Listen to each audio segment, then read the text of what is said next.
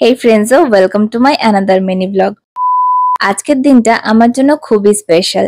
আজকে আমি আমার জীবনে একটা নতুন অধ্যায় শুরু করতে চলেছি। তো সকাল সকাল ঘুম থেকে উঠে ভালো করে ফ্রেশ হয়ে রেডি হয়ে ব্রেকফাস্ট করে বেরিয়ে পড়লাম আমার গন্তব্যতে পৌঁছানোর জন্য। আর আজ আমার শরীরটা তেমন ভালো ছিল না বলে একটু মেডিসিনসও নিয়ে নিয়েছিলাম। তারপর আমি আর আমার একটা ফ্রেন্ড একসাথে রওনা দিলাম। আর বাইরে গিয়ে দেখি ওয়েদারটাও বেশ সুন্দর ছিল। অ্যাকচুয়ালি আমরা যাচ্ছি আজকে তারকেশ্বর। ডিটেলসটা লং ভিডিওতে শেয়ার করব। তো গন্তব্যতে পৌঁছিয়ে কাজকর্ম সব মেটাতে মেটাতে দুপুর হয়ে গেছিল, তো খিদে পাওয়াটা অবভিয়াস। তো চলে গেলাম হিন্দুস্তান ধাবাতে। আর এখানে আগেও দু একবার আমি এসেছি।